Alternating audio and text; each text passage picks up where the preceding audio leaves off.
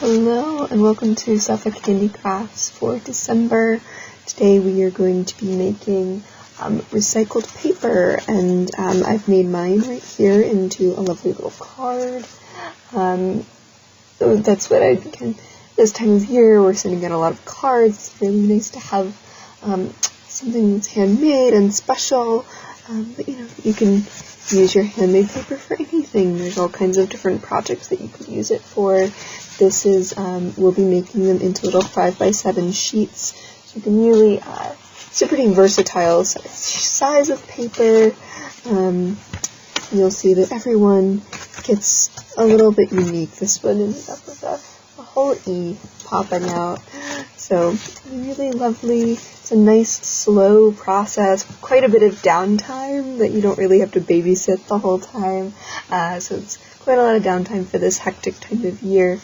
The kits, supply kits are going to be available first come, first serve for you, so that you'll be able to make your own mold and decal, like we'll be using in this video, and we'll be showing you how exactly to make that, as well as how to make your own paper. So you're getting a little bit of a 2-in-1 in this video, and I encourage you to stop by the library locations and grab one of those kits. Alright, let's go ahead and get started. Alright, so here are our supplies for the first step of the project. This time we will actually be starting from complete scratch, and we're going to be making our own mold and decal. And for that we are going to start with a photo frame, and actually we're going to be using two, but the main work is going to be working on one of them, and some tulle, or if you're creating something yourself, you can just find something with some netting and a fairly regular structure to it, because any pattern that you have in it will be actually reflected in the texture of your finished paper product. So if you would like a texture or a pattern texture to finish on your finished piece, if you have a lace that you really like that has a little bit of structure to it that can withstand some pressure and some water to it, you're welcome to use that. But we're just going to be using this simple texture tulle netting here. And then a photo frame, we're actually going to be using two photo frames, but the big thing is we'll have them the same size, and we're going to be taking one and completely emptying it out. Once we empty it out, we're not doing anything else with it. And the other we're going to be turning into this, where it has the netting attached to it, and with that we're also just going to need also scissors and tape. Duct tape is probably best here, but something that has a little bit of a nice grip to it and will hold up to some water. So the photo frames and the tulle will all be included if you pick up a supply kit from the library. Those supply kits, I encourage you, those will be available all through December, first come, first serve at Morgan Memorial and North Suffolk Libraries. So this is the first part of what we'll be making, and then this is what we will be using to then make our second part. So let's now talk about what we will need for actually making the paper once we have this all finished. Alright, and it's a bit crowded here. I'll go over it very quickly. We're going to need, for our recycled paper, obviously we're going to start with some scrap paper. So anything will do. If you don't have a blender to use for this, we'll talk about options for non-blender options. But if you don't have a blender, then I would recommend using only like printer weight, lightweight paper, and not using also cardstock. I would only really use cardstock or any of the heavier weight papers if you have a blender to be able to use, just because it's going to be a little harder for you to break it up. And any kind of paper, color-wise, will work. Anything that's got printing on it, all good. We're really using this as an alternative to recycling, and this is our recycled paper. So anything that's been printed on, written on, any kind of colored paper that'll give you some nice lovely speckles in your paper, so it'll be great if you've got some options in there. We've got our blender, or again, we're going to talk about other options there. We've got our mold and decal that we'll be using, and then I'm going to recommend like a dish tub, wash basin, even the aluminum baking tins, as long as it is going to be large enough for you to move your mold and decal around in a little bit, because we'll be doing a little bit of maneuvering. You don't want it to be quite so tiny that you can't get that guy in there. And then at the very end, we'll be doing some dabbing with the sponge. That's pretty much it once we actually get to making the paper. So, not too many supplies here. It'll be mostly up to what you're interested in creating. And again, it's really a recycling project this time. So let's go ahead and get started. Our first step today is we're actually going to be making our mold and decal. You can absolutely buy them, or if you happen to have one on hand, it's a very specific thing for you to have around, but you may. But we're going to be making them today, since they're not terribly difficult to make, at least a serviceable version. They're not going to be quite as nice as the ones that you could buy, but they will absolutely work. So we are going to take just a picture frame. This one we have taken all of the backing, the glass, everything, and just for safety, I've also just folded these pieces that would normally hold all of that and just folded them flush with the back here. So we've taken just our simple picture frame. You will do this with the same, pull everything out of it with another one and just set that completely to the side.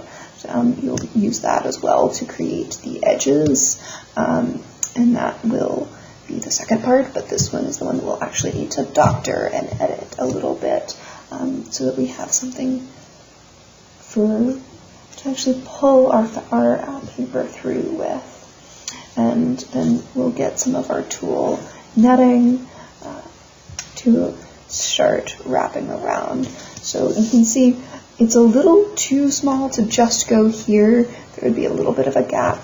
So what we're going to do is we're going to be taking 3 pieces of the tulle today. Once here, so we'll overlap a little bit here. And then because we don't want an entire gap here, we'll do another here. So we'll do 3 sections, and then we'll just tape them completely flush with around the edges. And the biggest thing is getting a good amount of tension in your actual netting, because what we'll be doing later when we actually go to make our paper is we'll be doing a little bit of pressing on this fabric or on this netting.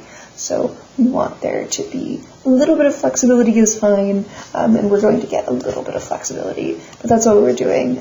That's why we're doing a little bit of layering on here to get a little bit more strength in this layering in our little homemade mold and decal here.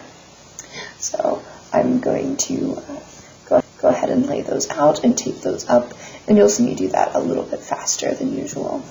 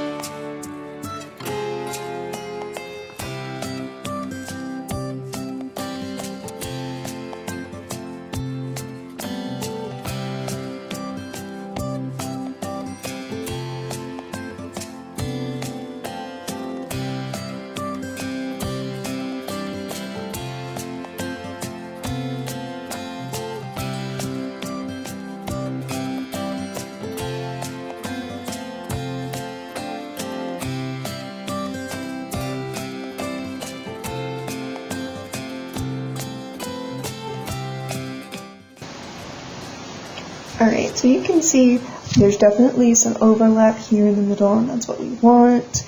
And there's a little bit of looseness here with this one in the back, but that's okay because what we're going to be actually laying our pulp for our paper against is this piece that's flush against the front of the frame. So that's really the piece that you want to be focusing on and making sure that that is steady and really, really solid. So yeah, that's what we'll be working. That's what you're working on. Once it looks like this, it's ready to grab your second frame that was just the frame and take it and move on to actually making your pulp and your paper. And that's a little bit of a protracted process, although none of it is very, none of the actual active time is very time consuming. There's just a decent amount of time where you are waiting for something to dry or waiting for something to soak, especially if you don't have a blender. So we'll get started on that. Alright, so even though I have a blender here, I'm actually going to go ahead and show you an option for if you did not have a blender, just because not everybody has a dedicated craft blender like as lovely wild librarians do. So if you don't have a blender that you would like to get paper bits all into, completely understandable, and let's talk about options for you guys. What you'll want to do is you might want to actually break up your paper bits a little bit more than I have them here, and you can just rip them with your hands. And then what you're going to want to do is we'll fill this with water, and you'll leave it overnight. You'll leave it until it's super, super wet and good, and the paper will start to break up a little bit. And then what you're going to want to do is then it's going to get a little bit messy. You'll take your rings off, you'll roll up your sleeves, and then you'll just get in with your hands and start to break it up a little bit. If you find that you're still getting some large chunks, then you can leave it a little bit longer. But you'll be we're looking to make paper pulp back from what is currently paper. We're looking to turn it back into paper pulp. So the fast way to do it is with a blender. The slower way to do it is to just let it sit in some water. So what I'm going to do is I'll go ahead and get mine started sitting in a little bit of water, but I'm not going to set it overnight. I'm just going to let it sit for a few minutes while I'm working on other things, getting some other things prepared, and then it'll go right into the blender. Alright, and isn't this lovely? We're just, making sure that all of these papers are getting soaked all the way through. I had some stacks of little sheets, so I'm trying to make sure that they're separated. If you were going to rip up your own, that would probably even pull apart easier. But since I just had these in, I just filled this up and they're already starting to break down. So you can see that's why I recommend only printer weight, the standard weight printer paper, for if you're not going to use a blender. This can also be something that could be a fun project to involve your kids. We know that they love to get messy. If you're doing it with kids, maybe we do it outside or on the floor or, somewhere that we don't mind getting as tragically messy as they are potentially want to do. But we're just going to break these things up and let them soak for just a moment before popping them into the blender. Here we go.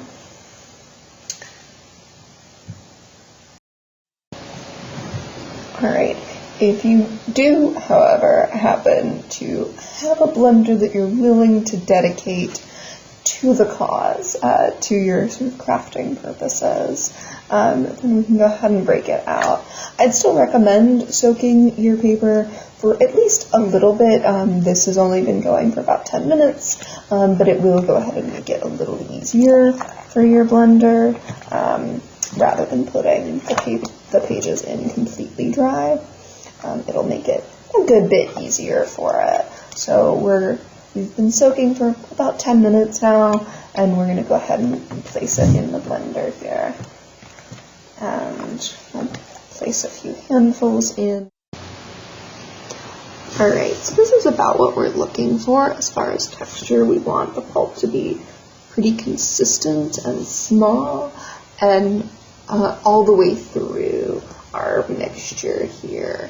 So we also don't want to burn our motor out for our blender. So you'll see you get some chunks of your color, or if you had text on any of your pages, you'll see some little bits of that.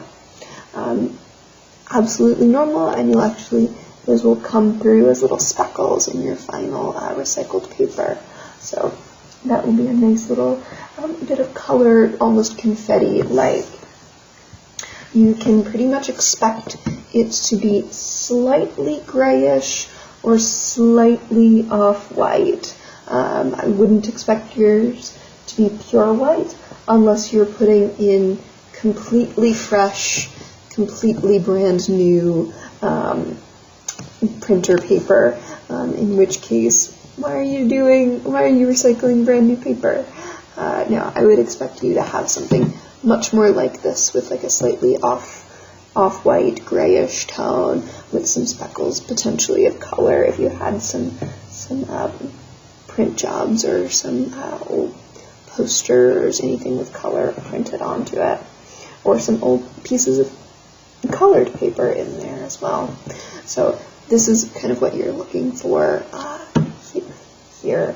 So we'll go ahead and take this to our big basin and wash tub and our mold and decal, and actually get to the fun part of making our paper.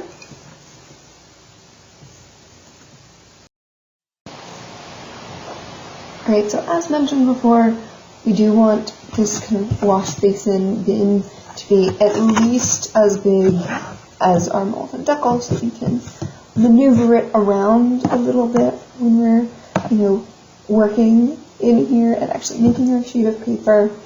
And remember, our sheet of paper will be the exact size as our mold and decal. So let's go ahead and pour our pulp that we just worked so hard on in here. And if it's coming out more like this, we might need to add some water to it. But here's our pulp that we've made. And then we'll add some extra water, just so that it moves around a little bit more freely. And we can get it to, there we go. We want it to be able to swish around and move around in here. There. A little extra more. The interesting thing about this process is it's essentially a process of adding a lot of water, and then we'll be taking a lot of the water out very soon. So it's kind of a funny process. So yeah, we're just making sure that this is all well combined here.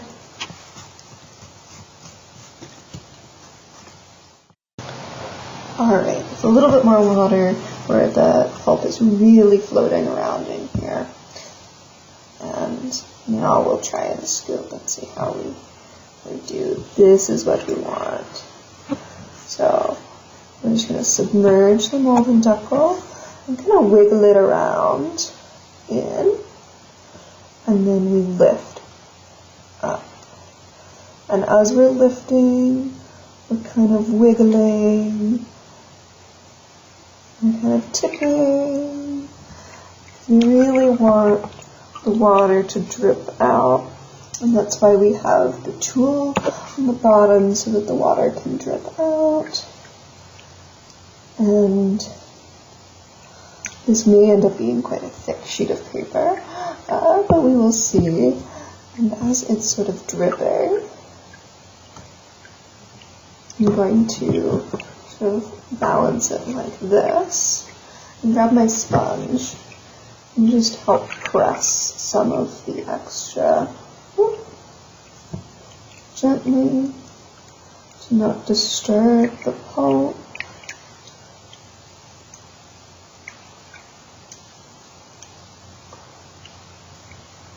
Isn't that fun? There's a whole E right there. Just gently pressing and squeezing your excess. Oh no! Alright. Yeah. There we go. Squeezing your excess water out of your sponge. And I'm just going to try and get this manageably damp rather than sopping wet before we turn it out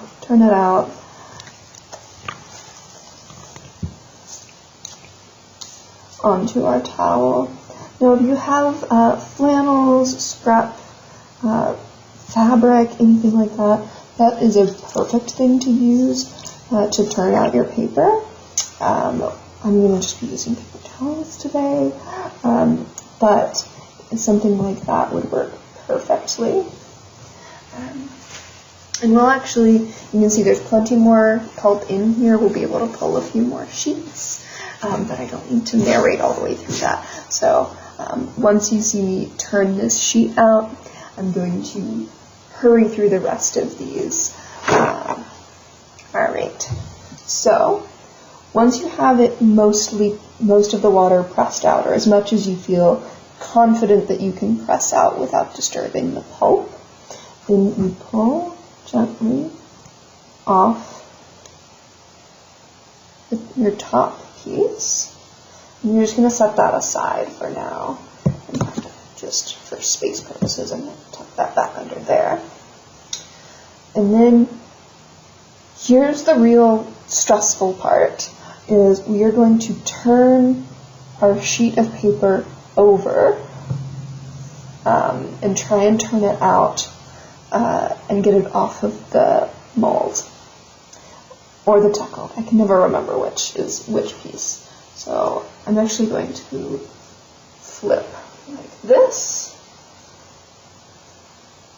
and you can see me right over here. I'm going to do a little extra from the back side, pulling water, squeezing out.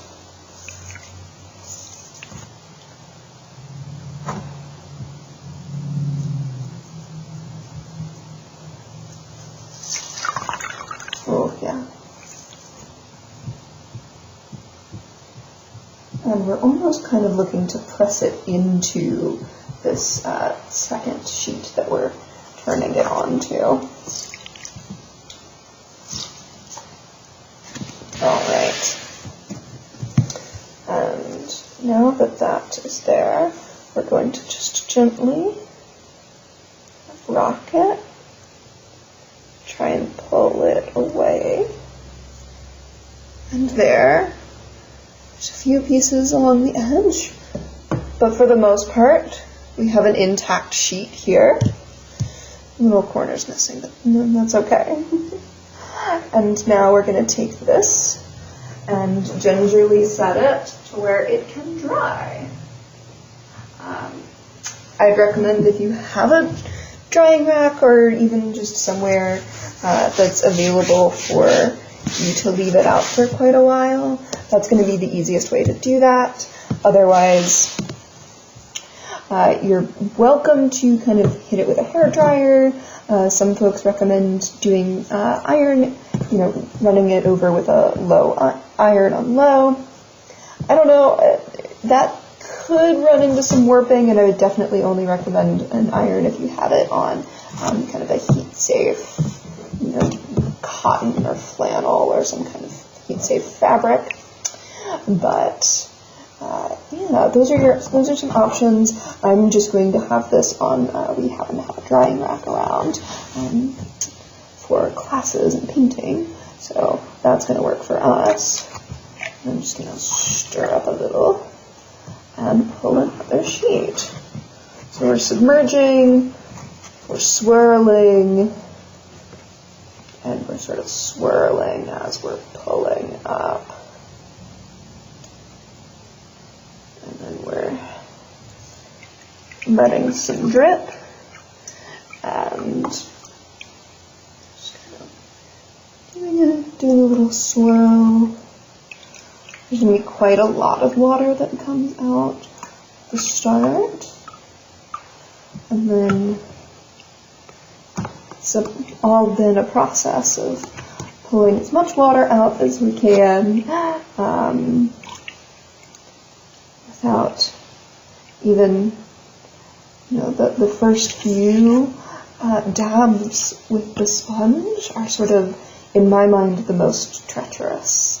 Where you're sort of the most likely to disturb your pulp, where it's just the most wet and it's the least condensed with the rest of the paper that you're pulling.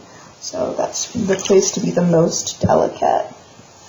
And then once it's sort of congealed a little bit more into a recognizable page, then it's easier to actually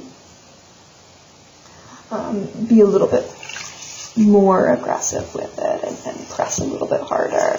And you're wanting to squeeze your water out quite regularly, since you're not looking to reintroduce this water. We're looking to pull as much out as we can. Great.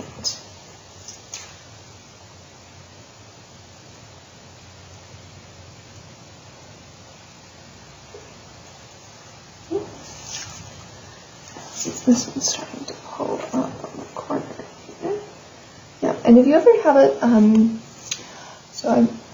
if you ever have it start to pull up like it did just over here, especially as you're dabbing with the sponge, you can just touch it back down with your finger and kind of maneuver it back into place, especially when it's still quite wet here. You maneuver it back into place, and that usually still works just fine. So I'm just about at the place where I can pop it on here. Just another quick hit on this side with the sponge. Yeah. So if you are going to just let these sit for quite a while, you're not going to do any kind of fancy tricks with them to get them to dry any faster, which is I'm going to just do the let it sit method today. So if you're going to do that, I recommend letting them sit at least overnight, just to really let them dry. Now, if you're really concerned about them drying flat, then I would let them dry about halfway, or at least for a few hours, and then get them under a book, under a weight, something, and that way it will kind of decrease your chances of warping here. So remember, we're just turning it over, and we're pulling some of that other moisture from the backside now, just in preparation to pull it off.